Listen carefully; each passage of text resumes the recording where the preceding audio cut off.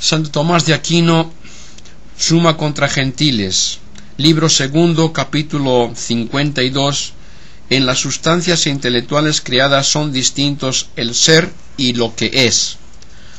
Aunque las sustancias intelectuales no son corpóreas, ni están compuestas de materia y forma, ni existen en la materia como formas materiales, no por ello se ha de pensar que se adecúen a la simplicidad divina.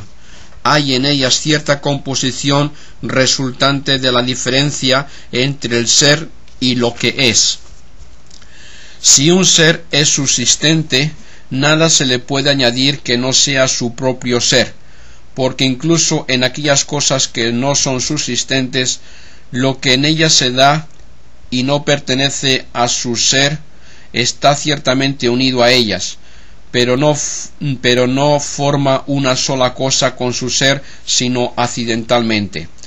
En cuanto es un solo sujeto el que tiene el ser y lo que hay además del ser, por ejemplo, a Sócrates, además de su ser sustancial, se le añade la blancura, la cual es ciertamente diversa de su ser sustancial, porque no es lo mismo ser Sócrates y ser blanco, a no ser accidentalmente. Luego, si el ser no estuviese en sujeto alguno, no habría modo de unirle lo que es aparte de su ser, pues el ser en cuanto tal no admite diversidad. Puede, sin embargo, distinguirse por algo sobreañadido. Así el ser de la piedra difiere del ser del hombre. Por lo tanto, lo que es ser subsistente no puede ser sino uno. Demostróse ya que Dios es su ser subsistente. En consecuencia, nada fuera de él puede ser su ser. Conviene, pues, que en toda sustancia, excluido Dios, una cosa sea la sustancia y otra su ser. Conviene, pues, que en toda sustancia, excluido Dios, una cosa sea la sustancia y otra su ser. La naturaleza común, considerada en abstracto, no puede ser más que una, aunque pueden hallarse muchos que tengan dicha naturaleza. Pues si la naturaleza animal subsistiera absolutamente separada, carecería de los atributos de hombre y también de los del buey, y no sería solamente animal, sino hombre o buey, porque suprimidas las diferencias constitutivas de las especies, la naturaleza del género resta indivisa, ya que las mismas diferencias que constituyen las especies a modo de género, el ente particular subsistente por sí no puede ser más que uno.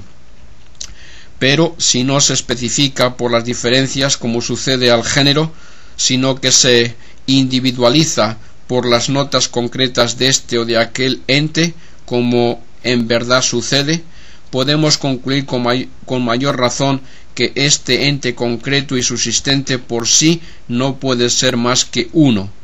Conclúyese, pues, que siendo Dios el ser subsistente, nada fuera de él puede ser su ser. Es imposible que se den dos seres absolutamente infinitos, porque el ser que es absolutamente infinito incluye toda la perfección de ser, y así, si a los dos se atribuyera la infinitud, no se hallaría en qué distinguir al uno del otro, y como el ser subsistente debe ser infinito, pues no está limitado por ningún sujeto recipiente, por eso es imposible que haya otro ser subsistente fuera del primero. Si se da algo que sea subsistente por sí, nada le convendrá sino lo propio del ente en cuanto tal, pues lo que se predica de otro no esencialmente, sino porque está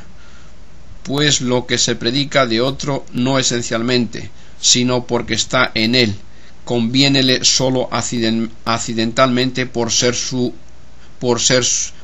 sujeto. De aquí que, si se le considera separado del sujeto, en modo alguno le conviene.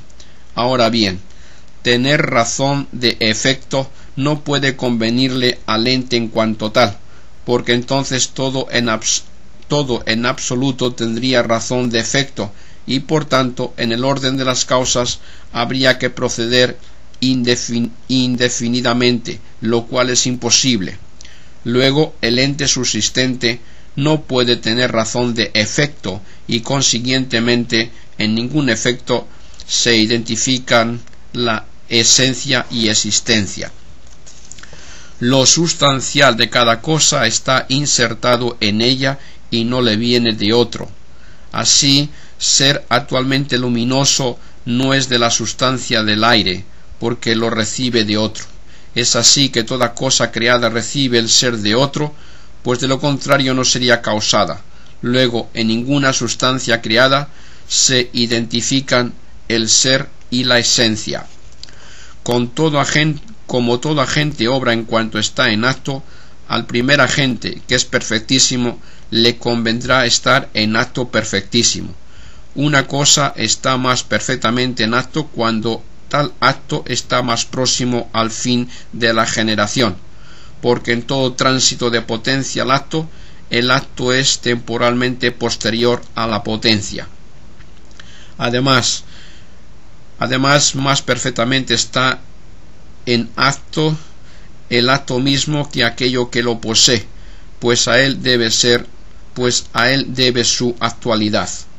Supuesto esto y constando por lo dicho anteriormente que sólo Dios es el primer agente, dedúcese que sólo a él conviene estar en acto perfectísimo, es decir, ser acto perfectísimo.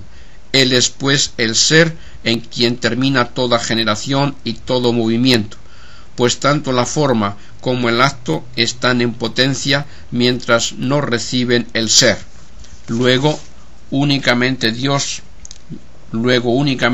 le pertenece ser su existencia, como únicamente le pertenece ser el primer agente. Además, el mismo ser conviénele al primer agente en virtud de su propia naturaleza, pues el ser de Dios es su sustancia, como ya se demostró. Ahora bien, lo que conviene a uno en virtud de su propia naturaleza, no conviene a otros sino a modo de participación, así como el calor se comunica a los cuerpos mediante el fuego. Luego el mismo ser dase a todos los demás a modo de participación por el primer agente. Es así que lo que conviene a alguno por participación no es su sustancia. En consecuencia, es imposible que la sustancia de un ser, excluido el primer agente, sea su ser mismo.